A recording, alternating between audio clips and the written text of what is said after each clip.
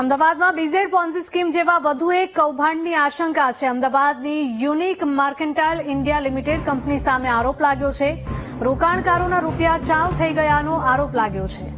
જામનગરના 30 લોકો સાથે 5 લાખ કરતા વધુની ઠગાઈ થઈ છે। 6 વર્ષમાં નાણાં ડબલ કરવાની લાલચ આપી હતી। જામનગરની ઓફિસ બંધ જોવા મળી એટલે ભોગ બનનાર અમદાવાદ પહોંચ્યા। અમદાવાદની આશ્રમ રોડ પાસે આવેલી ઓફિસ પાસે રોકાણકારોનો હોબાળો। અગાઉ કંપની સામે થઈ ચૂકી છે ફરિયાદ। અમારા સંવાદદાતા દર્શલ લાઈવ જોડાયા છે વધુ વિગતો સાથે। દર્શલ, અમદાવાદમાં પણ બીઝેડ પોન્ઝી સ્કીમ જેવા વધુ એક કૌભાંડની આશંકા છે, શું વિગતો મળી રહી છે હાલ?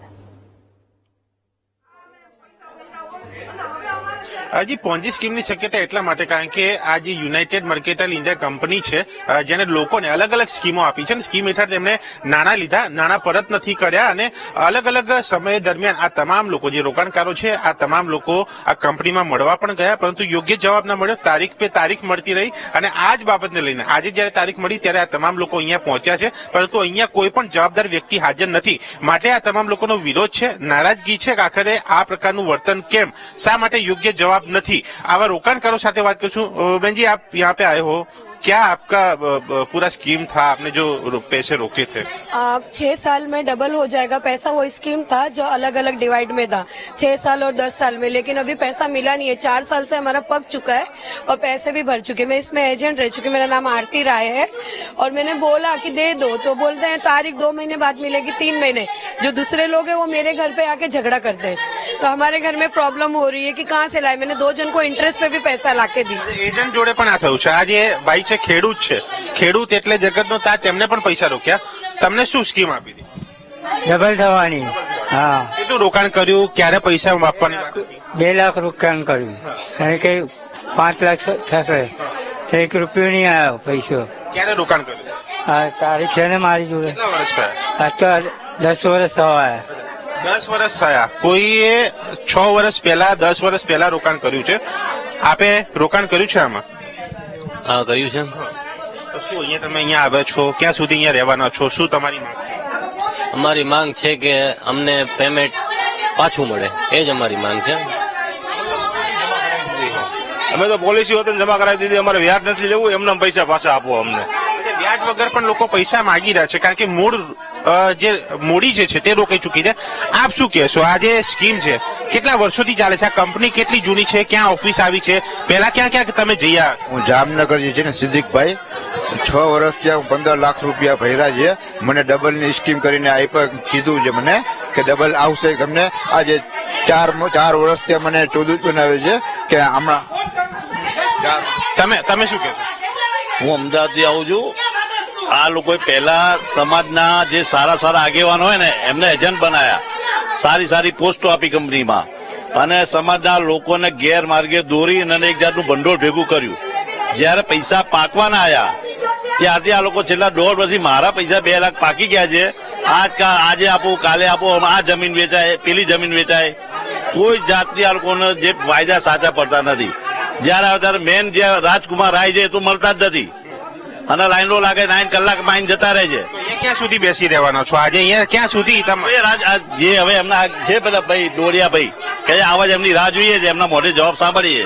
પોલીસ ફરિયાદ થઈ છે? કોઈ ઓફિસ બંધ? ના, હજી કોઈ થઈ નથી, પણ હવે એવું લાગે છે કે આજકાલમાં ફરિયાદ થઈ જશે। બીજી મહિલાઓ સાથે પણ અહીંયા વાત કરશો ને? આ જે ઓફિસનો સ્ટાફ જે છે તે પણ અહીંયા હાજર છે, તેમને મળે છે પરંતુ જવાબ બરાબર નથી। આપ અહીંયા આવે છો? હા, તો રોકાણ કેટલું આપનું? શું રોકાણ મારું 15 લાખ રૂપિયાનું અને આ 4 વર્ષથી હજી કોઈ જાતનો જવાબ દેતા નથી અને બધી વસ્તુમાં એમ કે થોડાક ટાઈમે દેશી, થોડાક ટાઈમે દેશી, હજી સુધી કોઈ જાતનું પેમેન્ટ કરેલું નથી। આપને શું અહીંયા શું જવાબ આપ્યો? જવાબ શું આપ્યો? અહીંયા અત્યારે એમ જ કે છે, ઓલા મહિને એમ જ કીધું હતું કે નવેમ્બરમાં ચાલુ કરશું, આ મહિને એમ કે છે ડિસેમ્બરમાં ચાલુ કરશું, હવે કે છે જાન્યુઆરીમાં ચાલુ કરશું। ખબર નહીં 6 મહિનાથી આવી જ રીતે બાના આપે છે, ચાલુ કરતા નથી। અમે સવારે 3 વાગ્યાના આમને હેરાન છીએ આટલી ઠંડીમાં, અમને કોઈ રિસ્પોન્સ નથી કે અમને પાણીનું પૂછવામાં આવ્યું નથી હજી સુધી। પહેલા પણ ઓફિસ કઈ બંધ થઈ ગઈ ચૂકી છે જામનગરમાં? ફરિયાદ ઓફિસ અત્યારે બંધ જ છે। જો આ ઓફિસ બંધ થઈ ગઈ તો અમારે ક્યાં જવાબ દેવો? અમારે કોની પાસે જવું તો કોની પાસે જવું? આ એક સવાલ છે, આ એક પ્રશ્ન છે અને આ તમામ રોકાણકારો અહીંના કર્મચારી અહીંના જવાબદારી વ્યક્તિ પાસે અહીંયા જવાબ માગી રહ્યા છે કે તેમના નાણાં પરત આપે, કારણ કે આ તેમની મૂડી, આ બચત મૂડી છે તે તેમણે રોકી હતી. અને અહીંયા જોઈ શકાય છે આ માથાકૂટ થઈ રહી છે. આ કેમ માથાકૂટ છે નહીં? શું થઈ રહ્યું? અત્યારે આ લોકો એના વાતો કરતા હતા તો એ વચમાં બીજા ભાઈ બોલ્યા જે ભાઈ આ લોકો બધાને પૈસામાં સાલવી રાખ્યા છે એના માટે આ ભાઈઓ એ લોકોના વાસે પડી. કોણ છે? કંપનીના લોકો? હા, એ લોકો કંપનીના લોકો નથી લાગતા, બીજા લોકો છે. મારી સાથે આવ્યા? ના, અમે તો બે ભાઈ આવ્યા છે, હું ને મારો ભાઈ. એક શું જવાબ શું આપે છે? એ લોકો તો સાહેબ અમને 4-5 વર્ષથી મારી ભાઈના પૈસા છે 15 લાખ રૂપિયા, એ ખાલી એકબીજે ટાઈમ દીધા રાખે છે. એ કોણ છે? એ ભાઈ કોણ છે? ઈ એનો કોક માણસ બોલાયો છે, એને આ ડોડિયાએ કોક માણસને બોલાયો છે, ઈ માણસ છે અને ઈ દાદાગીરી કરે છે અત્યારે હવે બધા ઉપર. અને શું કરવાના છો અહીંયા? અમે ધરણા રાખીને બેઠા છીએ, પૈસા નહીં આપે અને જવાબ નહીં દે ત્યાં સુધી અમે અહીંયા બેઠા છીએ. ઈ ડોડિયા સાહેબ સવારના 11 વાગ્યાથી બોલે છે, હમણાં 10 મિનિટમાં આવે, 10 મિનિટમાં આવે, 10 મિનિટ. અત્યારે આટલા વાગ્યા કોઈ આવ્યું નથી.